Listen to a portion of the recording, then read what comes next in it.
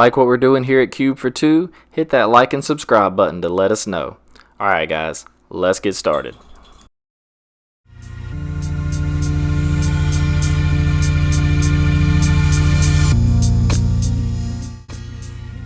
What's good, Cubers? It's your boy Matt, and I thought today we would take a look at kind of a card of the week, but also an evaluation of a whole CMC slot in our cube. We're going to talk about Black's best 4-drop. Let's get started. First and foremost, I want to present you with the card of the week, and that's Rankle.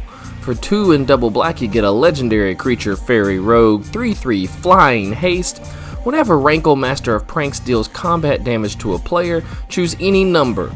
Each player discards a card, each player loses a life and draws a card, each player sacrifices a creature.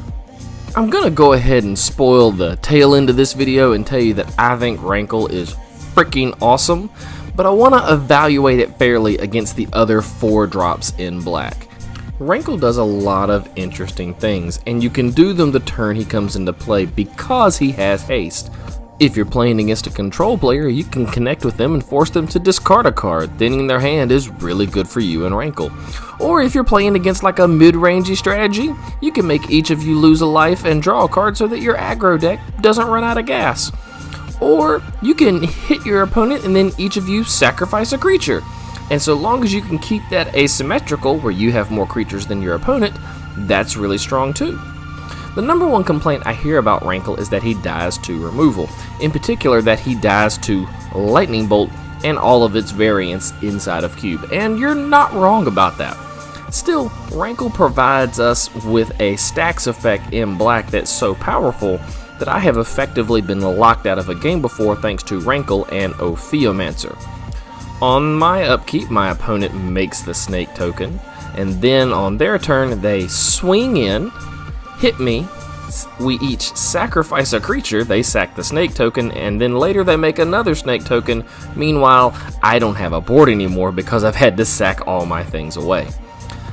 But in order to figure out how good Rankle is, let's compare him to some of the other black 4s. The number one black 4-drop in Cube is Ravenous Chupacabra. When he enters the battlefield, destroy target creature and opponent controls. And the thing that makes him so objectively powerful is that he doesn't care about what that target creature is.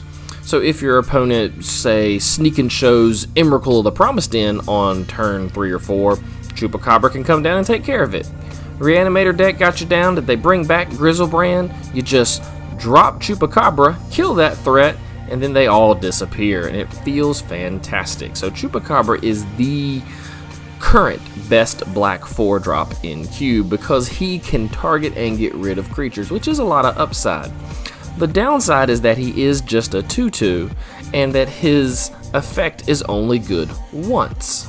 And I know what you're thinking, Matt, I want a 4-drop that'll let me force my opponent to sacrifice a bunch of their stuff, not just one time, but a lot of times. So maybe you're a big fan of Braids. Braids is fantastic because she fits into a lot of different decks. She can be the top end of an aggressive deck, where your opponent doesn't have a board and then you throw out Braids on turn 4 and they're starting to sacrifice lands or their only blockers. She also works in more grindy decks like smokestack decks, where she acts as a second smokestack effect inside of your deck, which is pretty neat. The problem with Braids is that when you cast her on turn 4, you don't always get immediate value, and a lot of times your opponent will, on their turn, sack a permanent to Braids and then kill her and blow her up. And the other problem is she doesn't do a lot of other things very well. She, like Chupacabra, is just a 2/2, and so therefore, to use a previous argument, she dies to removal. In particular, Bolt. So she doesn't block, she dies to any kind of removal, and she is on the slower, grindier side, which makes her maybe not quite as good as Rankle, and certainly not as good as Chupacabra. Moving down the black 4 list, we come to one of my favorite black 4s, and that's Gonti, the Lord of Luxury. Let's take a minute and read this boy, he's got a lot of text. So for 2 and double black, you get a 2/3 Death Touch. When Gonti, Lord of Luxury, enters the battlefield, look at the top 4 cards of target opponent's library. Exile one of them face down, then put the rest on the bottom of that library in a random order. For as long as that card remains exiled, you may look at it, You may cast it, you may spend mana as though it was mana of any type to cast it. Gonti is a really fun 4-drop. I'm not going to argue that he's wildly powerful, although he can be, but he is a lot of fun, and that Death Touch clause is more relevant than you would think it is.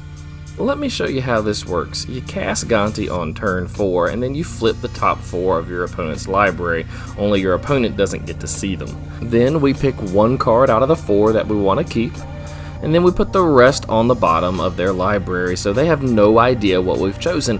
And the good news is that we can cast this card even if Gonti is gone. So we have a 2/3 Death Toucher that steals us a card, and when it's a card like Path to Exile, Gonti feels stupid. And if we have a way to blink Gonti, he feels really stupid. On the other hand, sometimes you play Gonti and this happens. You flip the top cards of their library, and you're staring down Enclave Cryptologist, and you're like, "Aw, crap, this sucks. I paid 4 mana for a 2/3 Death Touch, and I get a 0/1 Merfolk. I'm not even in blue. What am I supposed to do with this card?" And did I mention that Gonti, you guessed it, dies to removal, especially Bolt? So Gonti is a cool card, and he's a fun card, and you should consider playtesting him if you never have. But he's not at exactly the high end of the Black 4 power spectrum. But if we forget about Gonti for a moment, we can move to some more practical Black 4s, let's say. We can play Skin Render and Necrotol. Now both of these are very similar to Chupacabra. Skin Render, though, doesn't kill a creature when it enters the battlefield. Instead, it puts 3 -1/-1 counters on it. Necrotol kills the creature, but it has to be a non-artifact, non-black creature, which is more relevant than you would think it is. It's not nothing after all.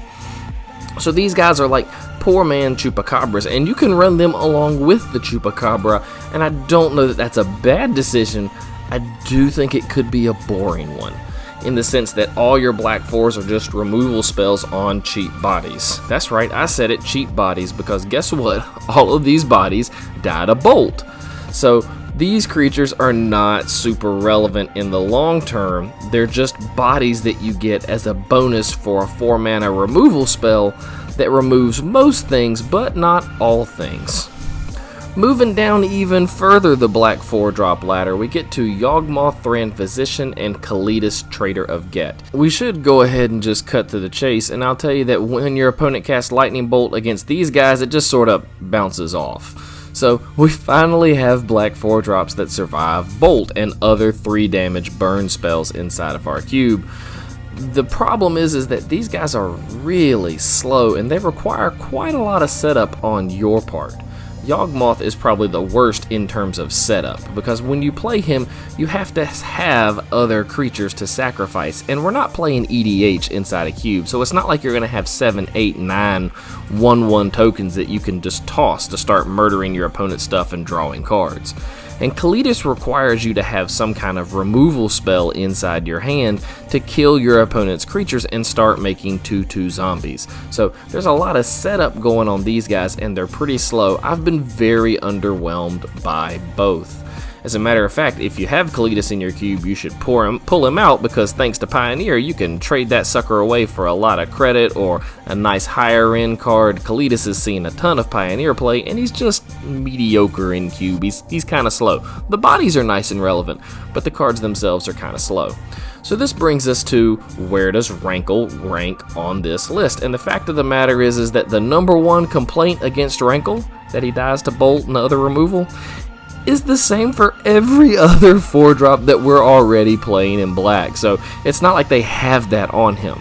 He has Braids' sacrifice effect stapled to him. He's flying, he's evasive, he's hasty, he's hand disruption, he's card draw. Rankle does it all. He is black's new best 4-drop. I think he's better than everything.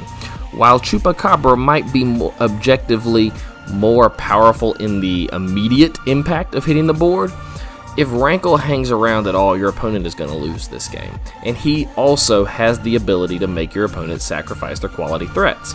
Now, he is $9.24, thank you Standard, but that's not outrageous for a mythic that is seen Standard play. And I give Rankle a solid A on our cube power scale. This card is the new black 4 staple that everyone needs to obtain. Rankle is fantastic. He's wonderful. You're welcome. Torture your opponents with Rankle. He's a lot of fun. He's been really successful in our cube. That's gonna do it for today, boys and girls. If you got a card you want us to take a look at for card of the week, leave it in the comments below. Follow us on the Twitter at cubefortwo. Like, subscribe, do all the things. Happy Turkey Day, everyone.